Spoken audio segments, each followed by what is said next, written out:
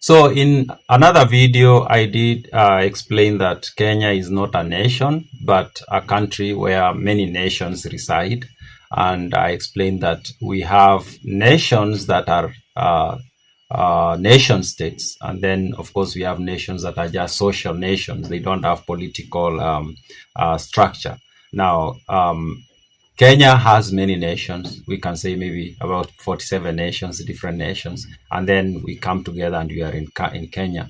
And Kenya is a Commonwealth. And I say there's nothing wrong with us being different nations living in the same country in a Commonwealth. There's nothing wrong with that. And it doesn't mean that we are going to have a terrible existence. We can have the best existence. And being a nation state doesn't necessarily translate to having better governance. We have examples. Somalia is a nation state, and for the last close to 30 years had a lot of issues, despite the fact that the entire country is just one ethnic group basically, and ideally they should be more harmonious. And of course, we could say there are external factors that have contributed to Somalia not being stable, but that's not the point. The point I'm trying to bring out is that there's nothing wrong with Kenya not being a nation.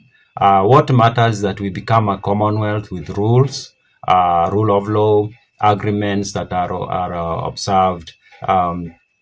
We agree on how to coexist in the best way possible, and all of us exist or have the best existence. So that's all that matters. It's not important or necessary that Kenya has to be a nation. But having said that, is there a possibility that Kenya can ever become a nation down the road? Now, we can't, of course, know with precision what is going to happen maybe in the next 100 or 200 years, and we are not going to be around. Our descendants are going to be around. We can't really figure out how things are going to be looking at that time. Maybe it's possible Kenya can be a nation, or maybe to remain to be just a working Commonwealth.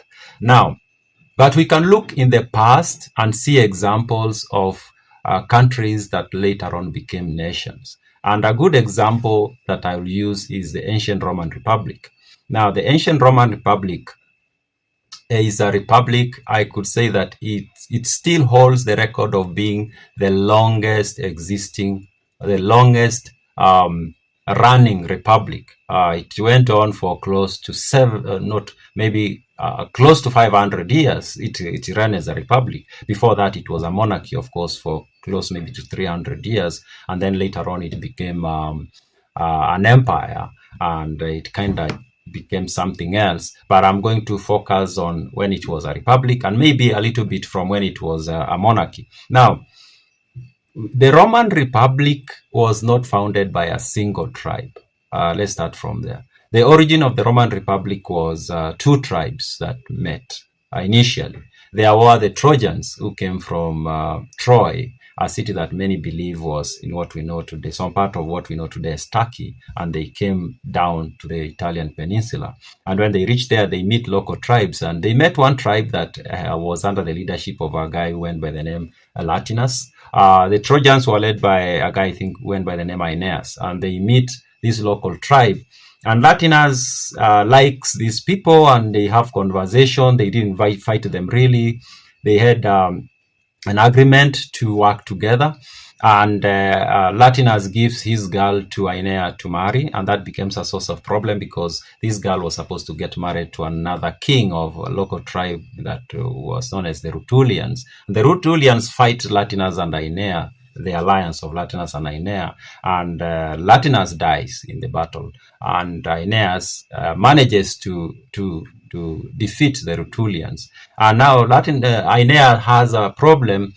Remember, this local tribe and the Trojans they are of different, they speak different languages, they have different manners and beliefs and whatever, and culture.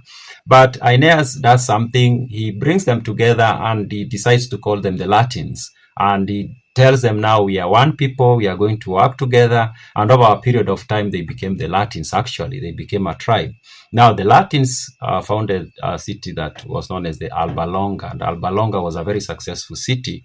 and could be maybe it was founded around maybe 1000 BCE, and this city ran for a while, and it's from Alba Longa that a group of shepherds left and went to found Rome. And this group of shepherds were mostly men, of course, and because shepherds in the ancient world were mostly men, and but they didn't have the women, and they start this city, and then they had to use some, it's a long story, they used some tricks to get local tribes to give them women, and at some point most of these local tribes basically come to Rome because they like the way the city was run, and they asked to become citizens, and they become citizens. Now these were like 3, 4, 5 tribes that are coming in. Now you can see this is a mixture of people.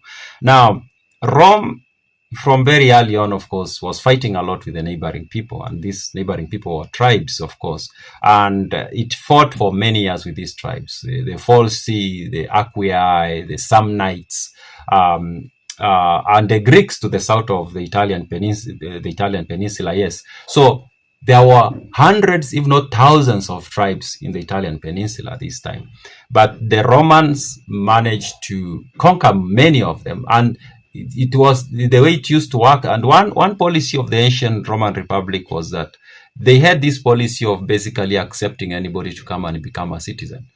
They didn't, if, as long as you are ready to live like Romans, they would be like, yeah, we give you the citizenship. Of course, you had to pay for it by serving in the military, but nevertheless, they were unlike most other ancient societies where they were so guarded in accepting other people. And some, for example, the Claudian family that played a major role in the politics of the Roman Republic for a very long time, they came from a Sabine tribe, and they just walked in, their ancestors just walked into Rome, and he was like, I want to become a citizen, and he came with this group of his tribesmen, and they were accepted to become Romans. Now, over close to 3, 4, 500 years, these tribes, that these people who were very different, came from very different places with different cultures, came in and became Romans, and they contributed to what became the Roman identity. The Etruscans brought in their wisdom and their knowledge and everything they knew. The Samnite brought in whatever they knew about warfare. Everybody